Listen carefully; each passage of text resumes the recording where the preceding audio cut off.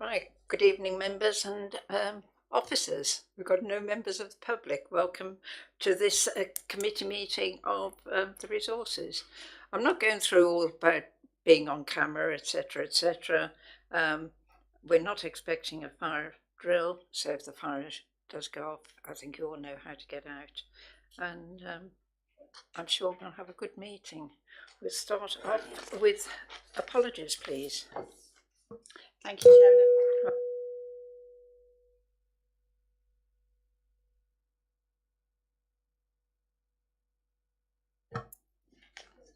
And Councillor Flagg, if he doesn't make it, I'll he's add those, yeah. stuck in. And Councillor Lee's also. Human apology. Okay, I'll add those. Thank you. Right, those few of us that are here. Can we go on declarations of interest? Any member have any declaration of interest on any item on the agenda, please? Chairman, it's not pecuniary, but the issue on item number 4, just to record that as chairman of the BCP Shadow Authority, I have a slight interest but not pecuniary. Thank you. Thank you, Councillor. Well, as I'm on the executive committee, so I suppose I would have as well, but I don't think it would be classed as a pecuniary. No, Ian's shaking his head, so thank you very much. No others. Minutes of the previous meeting. Can I have confirmation that the minutes are correct? Thank you, Bernie. A seconder? Councillor Dedman? Oh. Thank you. Oh, I don't think what's that one you were going to second. Never mind. Okay, you've got it. The next item on the agenda, BCP programme resource. I believe Ian, you're going to present this. Thank you.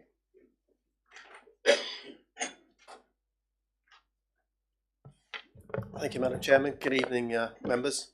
Hopefully the report is self-explanatory in that a report was presented to the BCP Shadow Executive on the 17th of October, which set out the need for additional resources to take the programme forward.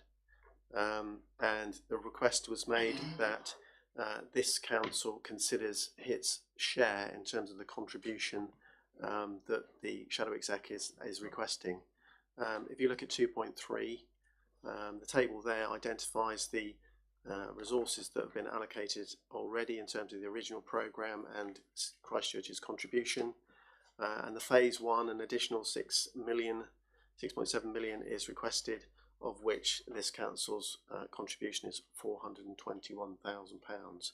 So the request is for this committee to consider that and to, if you so agree, to request that council approves that sum of 421,000 is set aside to fund this council's contribution to that 6.7 million. Thank you, Chairman. Thank you, Ian.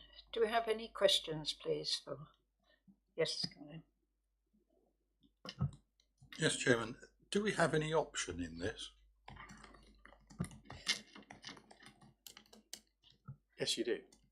You could refuse to set that sum aside, but I think the thing that you actually need to remember is that at a point in time, you know, all the council's resources will become part of BCP's resources, so the money will find its way into a central pot at some point for BCP.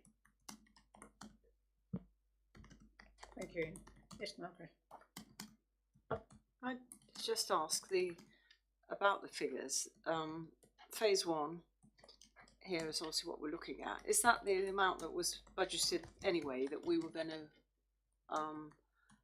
provide that amount of money for phase 1, or is this an over and above? Is it an extra? Is it like, is it being overspent, or is what I'm trying to get at, or is it that part of the original was going to be that amount anyway? Initially, the original sum set aside was about 2.5 million for both DC and BCP, which was part of the 1.1 million in the original programme was a contribution towards that. There was always an expectation that additional resources would be required. I think in the, just talking off the top of my head and trying to remember, I think the local partnerships report was saying that it would be about 10 million that would actually be required. And we're moving into that phase now where both programs are identifying that additional resources are required. So it's not an overspend.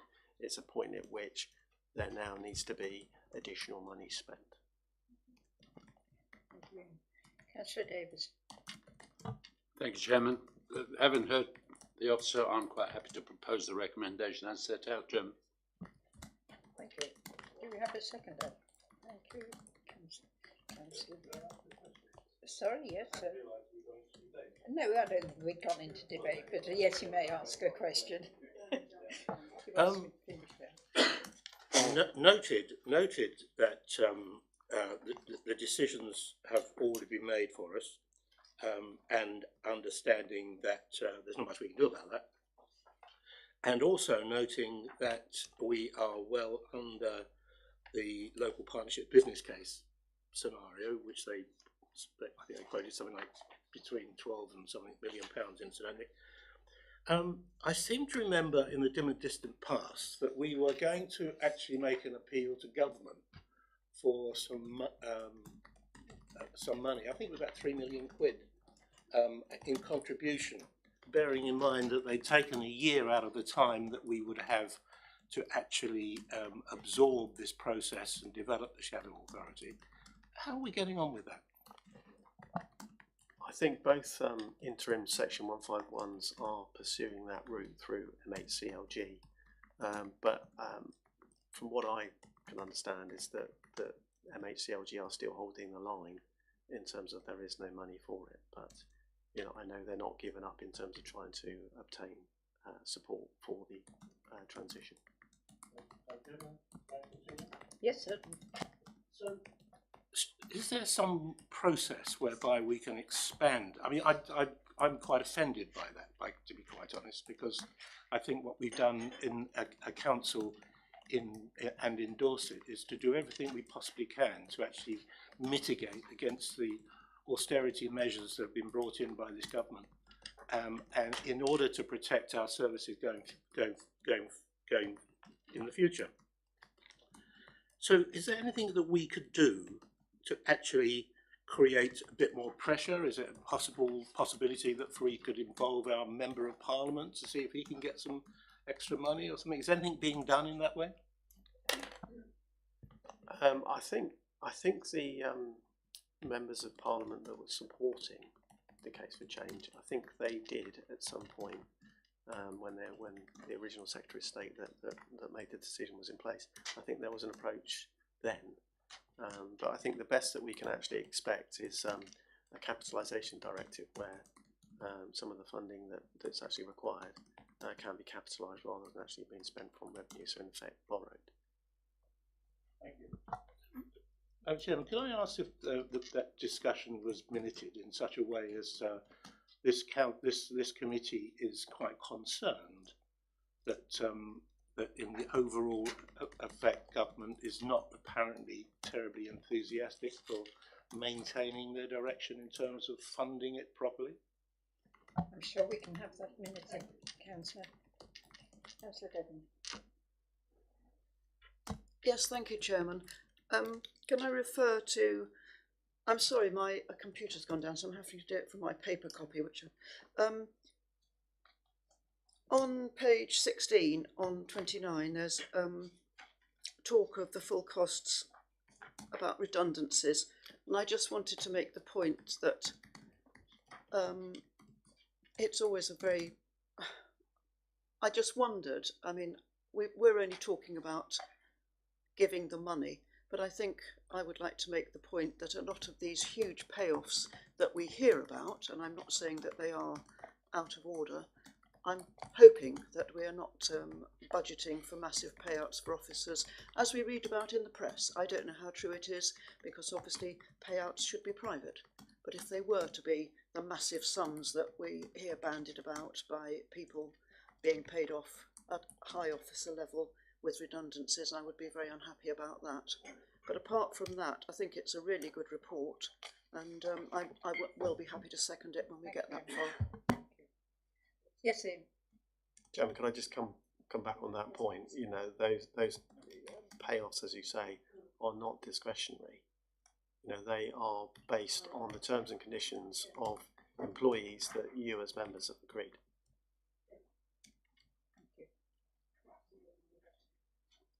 Do we have any further questions? Any debate? Yes, Colin. Thank you, Chairman. Personally, I think this is insult to injury. Christchurch didn't want this in the first place. The residents didn't want it, and now we're being asked to fund our own demise. And personally, I won't support it because I think it's wrong. And what the councillor said about government funding, we were told very early on in the process that it was very unlikely that the government would put their hands in their pockets and fund this reorganisation. There was a lot of talk about it, but I can remember attending meetings where we were told it was very unlikely that the government would do that. They make all these promises, but they never keep them. So I can't support this because I think it's another slap in the face for the residents of Christchurch. Thank you, Councillor. Councillor Redman. Yes, thank you, Chairman. I will support it, but obviously because I'm seconding it. But I do feel that this is very much on the lines of the phrase, I think, obviously we're not speculating, we are putting money in order to save money. And I don't know how assured we can be that BCP will save the money that it thinks it will save. I do hope it does. And since we've been forced into it, I think at least we have to make sure that we do fund it properly so that it has a chance to do the job that we're promised it will do. Thank you, Councillor. Margaret. I just said I do agree with what has just been said, but I do feel that certainly I do recall as well this transition payment or possibility of some funding towards it, and obviously I believe it seems to me we are perhaps somewhat misled by that because nothing has happened. We're not getting anything, and I can't see that happening. It's all very well pursuing it, good, we should be, but it's obviously not going to be forthcoming. I'm not terribly happy with the whole situation here at all, I have to say. That's all I'll say at the moment. Thank you. Thank you. Any other further note? I will remind members, it does say, if you read the papers, if we do disagree with doing this, there is power for the Shadow Authority to refer any disagreement on this matter to the Secretary of State, who may determine the proportion or appoint an arbitrator to do so. We don't have any option on this, I'm afraid, because we have signed and said that we will we agree to help this go through, though we don't want it. And I think we have got to do this. We have got to do everything we can to make this work now. It's going to go ahead, and we have got to be there to make sure it works. You want to come back? Thank you. No, all I would like to say, Chairman, is in view of what we've just discussed, my proposal still stands. Thank you. Thank you, Councillor. Okay, well, we'll go to the vote then. All those in favour, and I will vote. 1, 2, 3, 4, 5. Those against? 1. Abstentions? 1 abstention. Thank you very much. That has been carried. Thank you, Ian. Item number 5, Quarter 2 Budget Monitoring Report. Welcome, Dan, and thank you. Thank you, Chairman. Good evening, members. So this report updates members with the budget position as at quarter 2. The revenue position is summarised in section 3, and members will see that the current prediction is that there will be a net surplus at the end of the year of £97,000. Because the budget for this year includes nearly £500,000 of headroom, that revenue surplus will increase the amount that can be allocated to reserves, which means that potentially 584,000 could be allocated to reserves should the council maintain that position. Appendix 1 gives all of the detail behind the net revenue position. It's mainly due to savings across salary budgets for organisational development, property services and public health, and additional car park income. It has been slightly offset by pressures in planning income and Highcliffe Castle income. But there's lots of detail there in Appendix 1, Chairman. In terms of reserves, Section 4 just details the adequate level of reserves that the council has. The year-end forecast at the moment is for £8 million. That includes the budgeted headroom that I referred to previously. Because of the item that's just been approved, if that gets approved at council, that will of course reduce the level of reserves by the 421,000. In terms of capital, in section 5 there is a summary of the capital programme. Not a huge amount has changed since quarter 1. Members will see there's a total programme of £8.8 million. Again, there's lots of detail in Appendix 2, scheme by scheme. The programme is fully funded, but doesn't actually leave any capital funds unallocated for new schemes. And members will see from Appendix 2 that the lion's share, about 7.4 million, is profiled to be spent in the current financial year. They're the headlines of the report, Chairman, and I'll happily take any questions. Thank you very much. Do we have any questions, please? No, we're going to let... Oh, thank you, Ray. I suspect you probably know what I'm going to say about budgeting and savings on staff salaries. The assurances that we have to have at the beginning of the year is that you guys actually decide what budget you're going to need to actually provide the service, and we agree with it. So are we actually saying that the service that we designed and that was agreed at the beginning of the year is being delivered, but in fact with savings on staff? Yes, I think so. I mean, if you take the largest single salary saving, 84,000 on organisational development salaries, you know, that is due to two things really. One is that because the sort of work that organisational development staff will do, they're now doing that for the new BCP Council. So they've been seconded across to that programme, so they're still working hard on making business process improvements and the sort of work they would be doing just for Christchurch, but of course with a BCP hat on it. That means that this council then saves their salaries, but we would be contributing towards their salaries with the previous agenda item where we're paying towards seconded staff. The other thing is where we've got vacancies, we are trying to hold them where possible. So in the normal run of things, we would, of course, have filled vacancies where there was a business need. Because we are looking at, you know, the council ceasing at the 31st of March, we're not looking to employ new people where that work isn't needed. And again, organisational development is a key area because it's all being done under the BCP hat. But you are confirming to me that we are delivering the service that we designed at the beginning of the year? Oh yes, as far as I know, there's no direct service implications on the vacancies. We're managing it to still provide the service. Thank you. Councillor Deadman?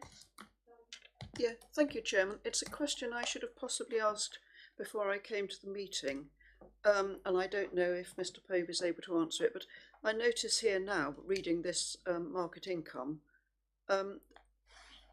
it's reduced due to the application of restrictions. Anybody know what the restrictions are? I understand that at least one of them is perhaps to do with not setting up certain stalls outside of shops where it's a similar shop. Right, thank you very much.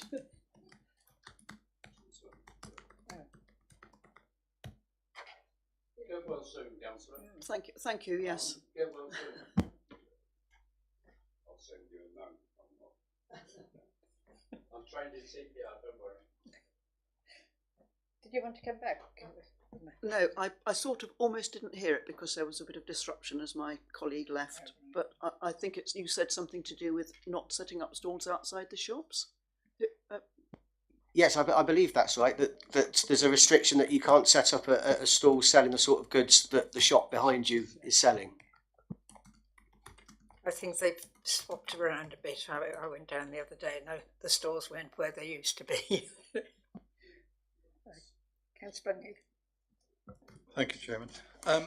Yeah, I was looking at Saxon Square, and I'm not sure whether it should come under this section or under the next item about car parking, but the top deck of Saxon Square, if we have moderately heavy to torrential rain, is 50% of it is unusable because it's flooded. And if you park your car, you've got to walk through an inch of water to dry land, sort of thing. So a lot of the car parking spaces, when we've had heavy rain, aren't being used.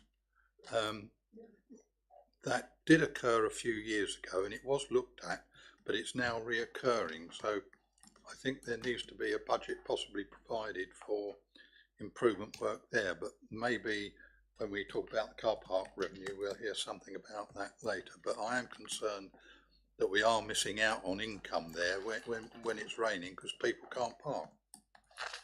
Thank you. Right. One other thing, it's a small one, but it's really good to see that under steamer point income, that a decision that was taken and was quite unpopular at the time is actually bringing a profit into the council. The rental cottage, which I think is now rented 2 years in advance, was a real success, and I think council should be congratulated on it. Any further questions for the officer?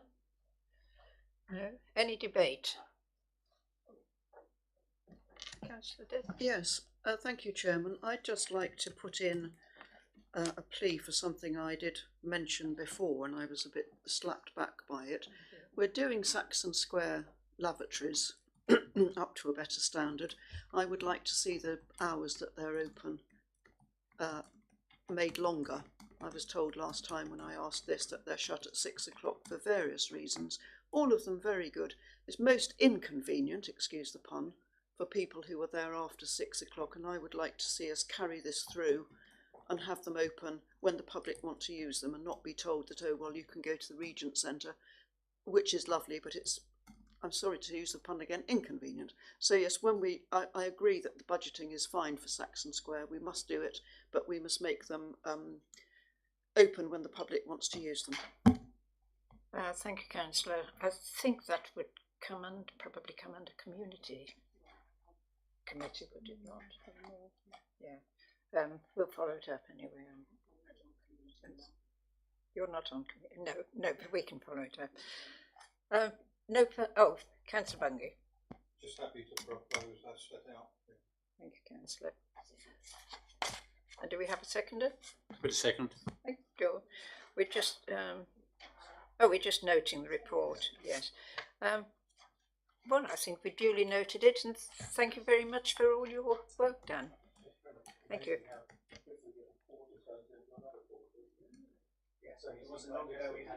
Yeah, well, they haven't got anything else to do now.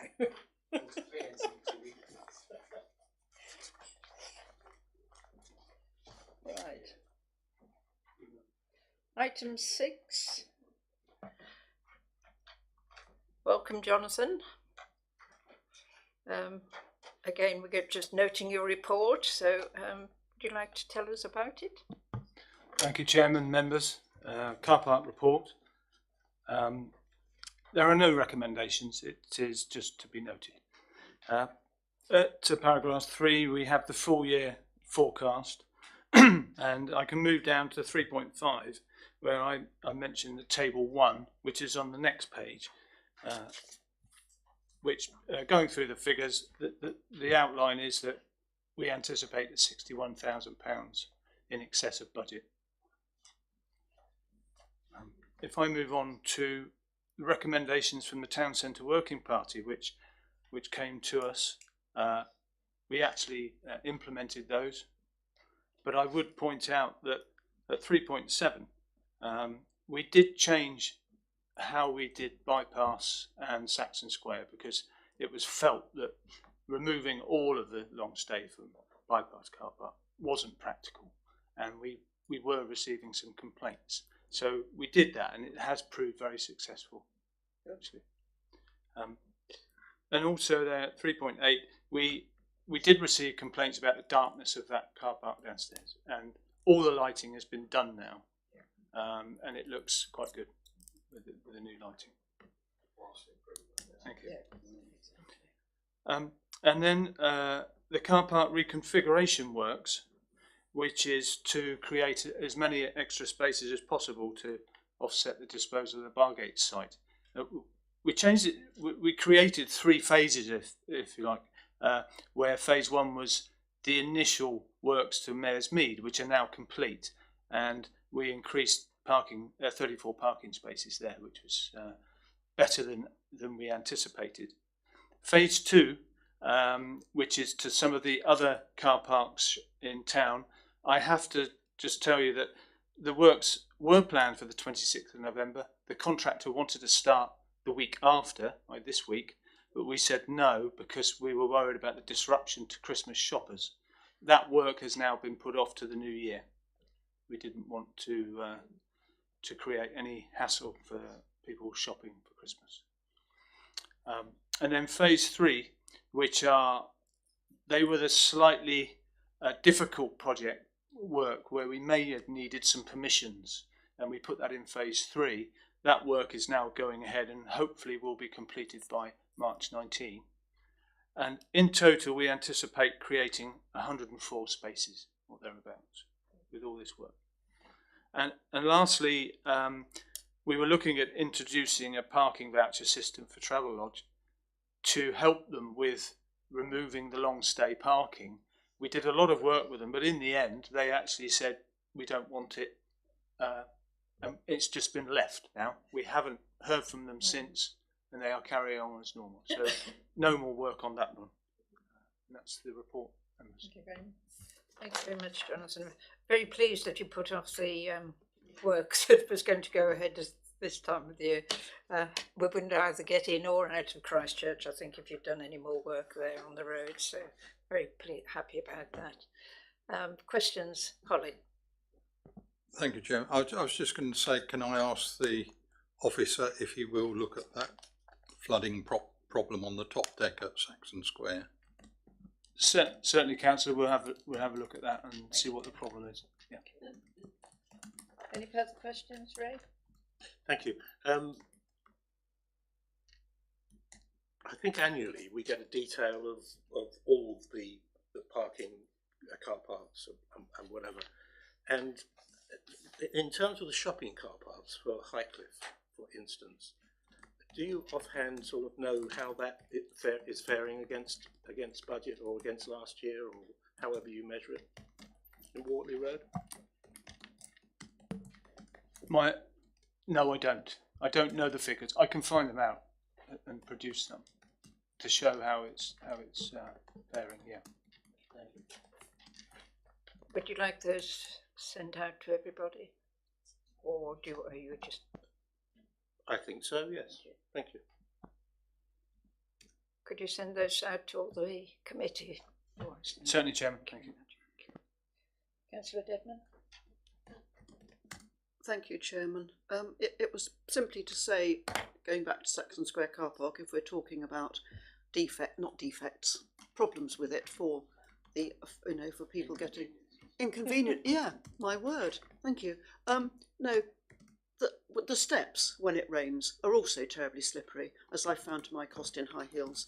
I know not many people wear the high heels in the car park. Yeah, and I don't know whether there's any surface that you could put on it. It's a minor detail, but if you fall down and break your leg, it's not that minor. I don't know if anybody has or not. But yeah, it's a bit like the roof. It gets very wet and horrid. Certainly, Councillor, we can take a look at that, see what we can do to improve it. Any further questions? Any debate? Oh, Councillor Dedman. I'm sorry, Chairman, but I feel I owe it to Highcliffe residents to say that they were very much against the Steamer Point winter charging, and I hope it's been worthwhile to the council, because I'm still getting grumbles and complaints and people, you know, not knowing that we're charging throughout the winter. And I'm sure it has been financially worth it, but it's caused quite a bit of disruption and you know, inconvenience. So thank you. But no, I mean, apart from that, jolly good report. And yes, the car parks do very well for us. Right, no further questions, no further debate. Thank you very much, Jonathan. Keep up the good work and keep making money for us. But then we've got to spend it before the end of March. Thank you. Right, item 7. Diane, I believe. Yeah. Better looking than Paul, Diane. Welcome to the meeting. Shouldn't I say? Oh dear, I'm sorry. Can you wipe that out? I've said it with the microphone on as well. She is lovely. Welcome, Diane. Can I ask you to give your report? Made me blush as well. Can you put your mic? Oh, I see. For those of you who don't know me, I'm Diane Milne and I'm Collection Services Manager, and I'm just presenting this short report for Paul today. So since May Resource Committee, when Paul brought some write-offs to you, we've been trialing some work with the supplier to do a little tracing cases where we've lost track of them, trialing a sort of trace and chase service where, although we do considerable debt recovery ourselves and we pass it to our internal enforcement agency, those cases that are away, there are some that were coming to you for write-off, and I think you were asking that we made sure we did absolutely everything before it came forward to you. So this report is purely just to sort of say we have been trialling it. We are going to do a full tender in 2019 for new enforcement agent partners, and as part of that we'll also be looking at either somebody who can provide as part of that a trace and chase service, or somebody else that can provide a service. So those cases where we maybe don't have liability orders, so we can't send them to an external agent from that side of things, we would actually be able to pass them to a trace and chase where they then take a certain percentage of the amount that they collect, but we still get some back. So this report really was just to confirm in conclusion if you're in agreement that we actually do follow that process before then bringing cases to yourselves. Thank you very much. Do we have any questions? Councillor. How are we doing compared with other years in terms of percentage not collected or requiring collection? Do you know offhand? Yeah, that's one of my performance ones for our committee. So we are slightly down on previous years, but that is pretty much in line across all of the 4 authorities that we cover. Some of that is due to the fact that, I mean, it's not so much for Christchurch, but some from the others, it's the 20%, I think it's 8.5 for Christchurch on the LCTS cases. Some of it is universal credit, I'm finding as well, when I get some discretionary discount requests for people that I deal with. Universal credit is having an impact. It's not increasing prices. No, not at all. We are still very much hoping to be on target, well, intending that we'll reach our target of 98%. Very good. Any further questions? Any debate? Somebody must say something. Oh, Margaret Phipps. I'm happy to propose it. Let's set it up. Oh, Colin beat you to it. Oh, sorry. He didn't have his microphone. I'll second it then, Chair. Thank you and thank you. We're fighting over it now. Thank you. Right. Well, if no further debate, we go to the vote. Yes. All those in favour? Unanimous. Thank you very much. And thank you very much for coming along to deliver it. Thank you. Nice to meet you. Item number 8 is just to receive the report on the DWP meeting that Margaret and I visited, I was going to say, but we attended, didn't we? A meeting on the 5th of November, a full report on that. But while we're on that, can I ask members if they would agree to support me as standing as the main member on the DWP committee, Partnership Joint Committee. Peter is down as the official member and I'm down as the deputy, but I think that certainly for the past year I've been going, Peter doesn't go, and DWP cannot change this over without written or something from the officers here. So can I have your agreement that I am the official member for DWP from this committee and Peter is the deputy? Will you all agree? Margaret goes from community and I go from I'm the official one from community and you would be the official one from here instead of yeah. Councillor Hall. Yes. That's what we're trying to do. That's all it is, yes. Sorry, can I just ask, is Peter Hall or Councillor Hall okay with this? Yes, yes, very okay. We actually thought that I was the main one and that Peter was the deputy, but somewhere it got bundled up. So, but if you all agree, we'll get that done. Everybody, yes, Colin. Can I just ask a question, Chairman? Because this report deals with the continuing service to Christchurch for the next year, and up to 2020. Are you able to tell us whether Bournemouth have actually entered into any discussions with DWP to take over the Bournemouth collections? Because I am concerned that if after 2020 we revert from DWP, people that I know that live in Bournemouth are very critical of the service they receive from Bournemouth Council on refuse collection. You know, it's fortnightly for food and everything else, and that, I think, you know, is unacceptable in this day and age. So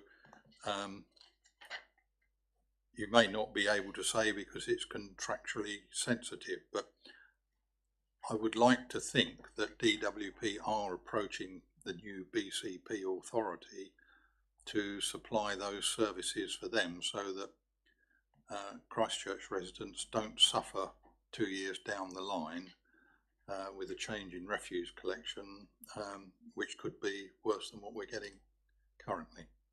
And I hold my hands up. I was very critical of us going into DWP in the first place, and I admit that, but it has proved to be a very successful process. So I know it had a few problems financially at one stage, but a lot of businesses go through that if they're not handled right. So I'd like to see whether we can get some reassurances for the people of Christchurch for the future years. Thank you. Thank you, Councillor. Margaret, you can go ahead first. Okay, well, as far as we're concerned, as we sit on the committee, the joint committee, we've already raised this issue and said that we do not believe that a 1 year transition, which they've got at the moment, on the payment of this, they're paying 4 million.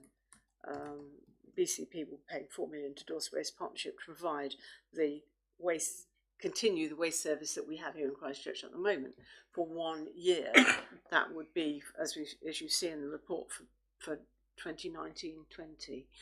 We do not consider, your representatives, myself and Trish, that is going to be is long enough, and it will be very challenging to actually change anything over to, if Bournemouth or Paul take it over as such, and we have to fall in line with their services. That would be very, very challenging. Obviously, as far as we're concerned, it would be better to do it the other way around, perhaps, but the answer we're getting at the moment is that BCP are saying they only want to commit to the 1 year at the moment. they are not prepared to commit to any more, and they, I believe at the moment, feel that 1 year will be sufficient for them to kind of get their act together one way or the other as to decide what they're doing with Christchurch's collection for the following year, and that's where we are. But we have been pushing to try and find out or see what can happen, and we can't do any more from our position on the joint committee.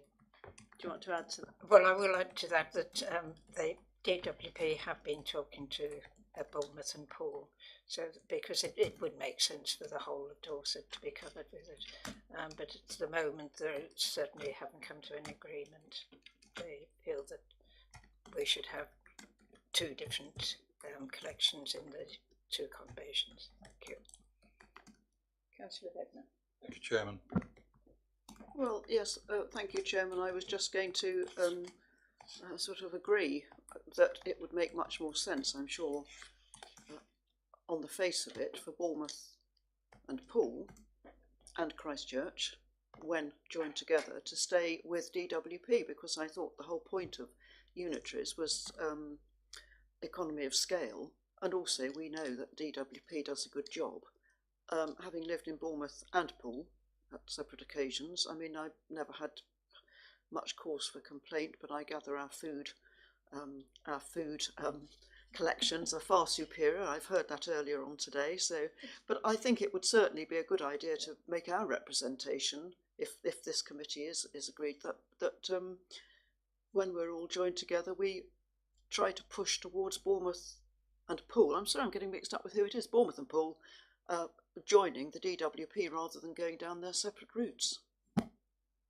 Yes, Margaret. Just come back on that. I mean, I presume that is one of the options that they'll look at. But we were told at the joint committee that they only wanted to commit at the moment for 1 year for Christchurch because, and we were actually told this, that the new unitary believes that they will be able to provide the Christchurch service cheaper than this amount here that you've got, 4 million. And that's what I think they're trying to do. So we don't know where it's going to go at the moment. Can I just come back on that then? That clearly, if their service is less good than ours, I can see it would be cheaper, but we will then be getting a lesser service. A food collection, I mean, which I find the food hanging about outside for a week is bad enough. The thought of it hanging about for 2 weeks is quite repugnant. Right. Well, as a huge advocate of the Dorset Waste Partnership from the beginning, I have the same feelings that what concerns me most is that time has a habit of slipping by very quickly, and that this subject, I can remember, took something like 3 or 4 years to actually develop when we actually formed Dorset Waste Partnership, because there was considerable opposition, as you've heard, which it's proved very, very successful. And we are in a situation whereby I would think that it would be sensible for this committee, if it would agree, to ask you, Madam Chairman, as the Chairman, to actually convey our concerns to the BCP at a time that benefits you or benefits the council. And what I mean by that is that I know there has been a discussion. Unless this council, member-led as it is, keeps actually banging the drum, it's going to be put onto the back burner. So may I ask, please, that we minute the fact that we have a degree of concern, and that we ask you as Chairman, because of your involvement with the executive decision-making process, which I'm not, incidentally, I'll make that point very clear, that brings the concerns that we have to those people that should be talking about it now, but ain't. I will certainly do that, Councillor. I absolutely agree that we should do that. My concern is that we will not have sufficient influence, and if they want to save money and want to do it their way, they will. That's my concern, but I absolutely agree that we should make that those views known. I just, I take the point, but you know, one has to live with optimism in this dire process that we're going through at present. Correctly, I'm even optimistic we might actually resolve the European situation. If I wasn't optimistic, I'd be going to jump off the cliff. Councillor, I wouldn't be so sure about Brexit, but I was certain to bring it up. I'm quite used to banging the drum at these meetings and standing up for Christchurch, because this is what I believe in. We have got to fight our way, and we are fighting, and we will do the best we can on this as well. Thank you. Any further debate? Are we? Oh no, we're not even. We don't have to even note it or anything, do we? We've just received the note. Thank you very much. We move on to the final item, item number 9. Forward plan. Well, we don't seem to have any plans at all for the going forward. The next meeting is on my birthday, and so we might have to cancel it. We never know. I'm sure somebody will find something to bring to the meeting. Thank you very much. Yes. Thank you, Chairman. You did ask in the brief that officers bring forward a report on any outstanding issues that were going on, such as community projects that were going on, and officers have been putting together, graduating on where we are with those projects. Did you want that bringing to the January meeting? I think Councillor Hall was keen. It was early. Yes, please. Okay. No, I won't be able to have my birthday when I wait until later. Thank you very much, everybody. And it's our last meeting this year, so happy Christmas, everybody. Thank you.